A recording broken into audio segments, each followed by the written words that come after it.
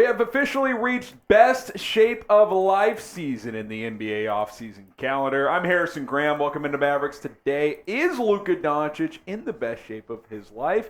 He could be, as Slovenia is competing in the FIBA World Cup. His trainer said that Luka looks great, but as we bring in Jeffrey Cooperstein into the show, Coop, let's get the people caught up on what's going on with Luka. So we'll dive into what his trainer said, but essentially he said Luka has been putting in the work the last 2 months, but he has to maintain that level of work once he returns back to Dallas from the FIBA World Cup. We all know Luka's been working very hard, and he's disappointed as to what happened last season and wants to rectify that. But he has to put in the work now, and he has to maintain it when he returns back to Dallas. Yeah, and look, I think last year Luka actually came into the season in pretty good shape. This was kind of a talking point last year, but as the season went on, that didn't really maintain. I think that's where he's got to take the next step with his nutrition, his workouts, and diet. Is you have to do it 12 months a year, or at least 11. Maybe you have one cheat month early in the offseason or something like that. But if you're going to be in good shape, you got to be committed to it. Now,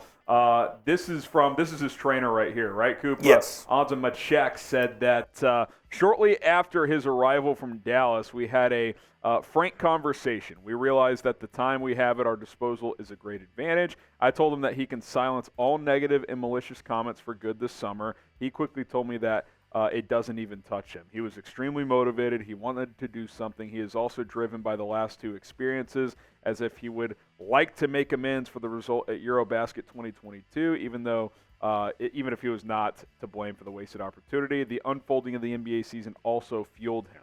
This is a sign of different thinking. He himself assessed that it would be a shame to waste the work invested in the previous 2 months. He combined the pleasant with the useful. He had excellent working conditions. He trained in the morning and had time for himself in the afternoon. And Coop, we've kind of been hinting at this, and we kind of thought this might happen after a really disappointing end to the season last year.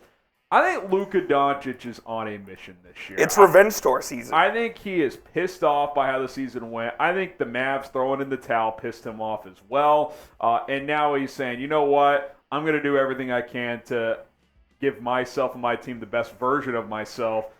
Go be that MVP caliber player and get back to where this franchise needs to be next year, which is at minimum a playoff team, if not a team that's contending for the West. And Luka obviously sets the example for the rest of the organization. If he's the hardest worker, that's what you need, because you always need your best player to set that example and be the leader. Luka's not always been that off the court leader in the locker room and whatnot, but it seems like he's really trending towards that way and trying to set the example for the Mavs this season, that the BS is just going to stop right now, and they're not going to take what happened last year and let it continue. Yeah, and look, like we've said this too, Coop. It's not like Luka was bad last year. Statistically, he arguably had the best year of his career, but I think he sulked a little more than he needed to, and I think that's really like the main point of growth that we need to see. Like, we know what he's going to bring on the court, but when you sign the $250, $300 million Supermax, like, you're viewed as of the face of the franchise. People are drawn to you. They're going to follow your lead. Now, everyone leads in different ways. Like, it doesn't mean he has to be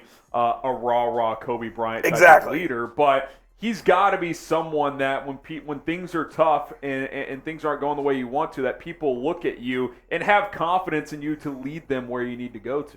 And I think Luka knows that, and that's the next step in him being that MVP caliber player, is taking that next step in being the leader that the Mavericks need him to be. Now, there was a little bit of an injury scare, but he's fine. He sat out Slovenia's game against the USA the other day. It was on the second night of a back-to-back, and he was basically already planned to miss that game anyways.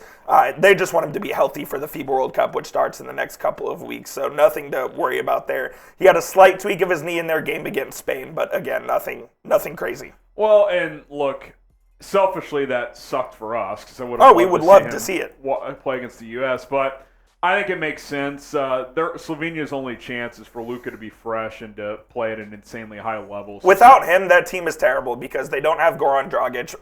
Konchar tore his ACL, the decent player from the Nuggets. So Luka is the only NBA player they have on their roster. They obviously have good chemistry, a lot of good players over in Europe, but they're not at the caliber of team that they could have been. Yeah, no doubt about it. Here's more from Luka's trainer. Says, The goal is key. This is a well-prepared and better Luka Doncic. In Dallas, they were happy to hear about how seriously he took the job. I repeat, he wants to take a step forward in his sports journey. And look, when you're taking steps forward from already being an undisputed top 5 player in this league, like it's scary. That's really good for the Dallas Mavericks. Now, obviously, we have to see it, and it has to come to fruition. But will Luka win MVP this upcoming season? Coop and I have been on the kind of the comeback revenge tour for Luka Doncic. I definitely think this is going to be the year where he's got the best chance to do it. Now, if you're asking me Luka or the field, I'm going to take the field. But I think Luka is going to be right there in the mix. This team's going to win more games. Type Y for yes.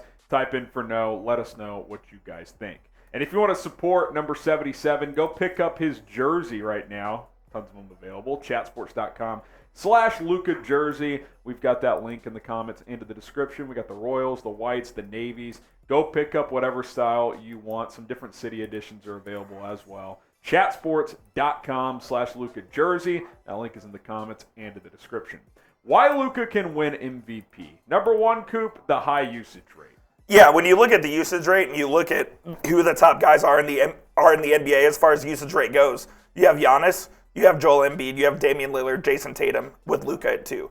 Those guys are always in the MVP conversation. So if you have a high usage rate, chances are you're one of the best players in the NBA and you're going to have plenty of opportunities to get the rock. Yeah, and look, we're hoping that percentage goes down a tick. And that's exactly what I was going to mention as well. You want that percentage to go down with Kyrie Irving. Yeah, but I think even if it goes down, the efficiency should go up. So, exactly. Maybe he's taking a couple less shots per game, but maybe he's hitting one or two more per game. Because of that, maybe he takes another step even more as a distributor. So I think that's very much a possibility. Number 2, the Mavs are on paper are going to be better around him, and you would have to think it can't be worse than last year in terms of the pieces that were around him. So I think the roster construction is better. And obviously, Coop, you have to win ball games to be in the MVP race. And even if Luka was arguably a top 2-3 player last year, he wasn't even a candidate because the Mavs stunk. Mavs are going to have to win 50 games for him to be in the MVP race, plain and simple. I think if the Mavs had even won 45 games and made the playoffs, that Luka would have been right in the thick of the MVP conversation. Yeah. Like, he averaged 32.5 points a game for crying out loud. I mean, he was second in the NBA in scoring behind only Joel Embiid, I believe. And he still grabbed 8+ boards, 8 assists as well. He was absolutely dominant, and it's a shame that the Mavs were just bad last year. They were a bad team. Yeah, and look, if they're better around him this year, if Kyrie does his thing as a sidekick, if Grant Williams can prove to be even more than he was in Boston, I think those will be good things. And I actually think the bench on this team is going to be pretty solid, so they're going to have a chance to win, at least 45 plus, maybe 50 games. Number 3, can Jokic and Embiid keep it up? Like, I think Jokic is going to be an interesting storyline, Coop, because he probably should be a 3 straight MVP winner, for being honest. But how does Jokic come out early next year playing all these extra games, making the NBA Finals? Because the Nuggets had only had one run to the conference finals before. I think it's probably a little tougher for a big like him to make that quicker turnaround and have another MVP caliber season. Now, I expect Jokic to be awesome, but could the numbers dip a bit? Could the efficiency dip a bit? I mean, the guy shot 63% from the field last year. That would be pretty surprising if he's able to do that again. Yeah, it'll be an interesting storyline because, like you said, that's the longest that the Nuggets have ever gone in the playoffs. Jokic isn't known as the best conditioned player in the league, even though he still just absolutely cooks everyone when he's on the court. And same with Joel Embiid. He's had injury issues throughout his career as well, so is he going to be able to play the 65, 70 games required in order to put up an MVP caliber season? And beyond that, the Sixers are just a mess. They're absolutely a mess, yeah. Harden comes out and says he calls Daryl Morey a liar, won't play for them. So who knows what the future holds in Philadelphia. But yeah, I mean, I think the Cards are setting up for a special season. I'll put this on record. There is no chance Embiid repeats as MVP. Agreed. There's just too much chaos going on, so I don't think he's much of a threat. I think Jokic is and should be the favorite, but beyond that, I'd probably put Luka and Giannis as neck and neck as 2 and 3 in terms of the candidates right now. And then the motivation, Coop. We've talked about this today on other shows. Last year, I bet if you asked him behind closed doors, I bet Luka was pretty embarrassed how last year played out for the Mavs. Oh, of course. With the Mavs going 38 and 44, I mean, no one would have expected that. I'm sure Luka didn't expect that as all. And what Luka wants more wants more than anything is to just win. He's a winner. He's done it at every stage of his career, and that's what he wants above anything. So I think he's going to come into this year pissed off and on a mission. And that's why we've always said that, this is not a Dirk situation. Not that Dirk wasn't competitive as hell. He was, but, like, Luka won't be He won't wait around. loyal as long as Dirk was if this team isn't flirting with championships at some point. So I think he's motivated. You got to think I think the front office is clearly motivated with how aggressive they've been this offseason with the draft and trying to make other moves as well. So I think he can win MVP. I think he's got a good chance of doing it this year. And that motivation factor is very real for these superstar athletes. Show them some love. Get the 77s going in the comment section down below to show Luka some love. And Coop, speaking of Dirk,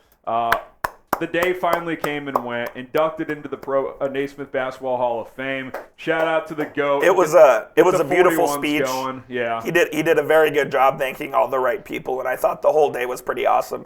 A lot of European flavor with Tony Parker and Pau Gasol also going in, so it was a very cool night for Dirk and for the Mavericks. Dumb question. Did your dad go? He did not go. Okay. He was back home. Gotcha. But Dirk into the Hall of Fame, just like, sometimes you hear these stories, Scoop, of like, oh yeah, he's a good dude, and then you find out he's not. Like, I genuinely believe that Dirk is like as genuine as everyone. You hear Dirk's a good dude, and then you find out he's even better. Yeah. So I mean, Dirk is obviously the perfect representative of Dallas, the perfect representative of the Mavericks, and this is obviously very well deserving. And congratulations to Dirk. Yeah, special moment for him and the Mavericks organization. All right, we're out of here. We'll be back later this week with more Mavericks coverage. Don't forget to subscribe. We'll see you soon.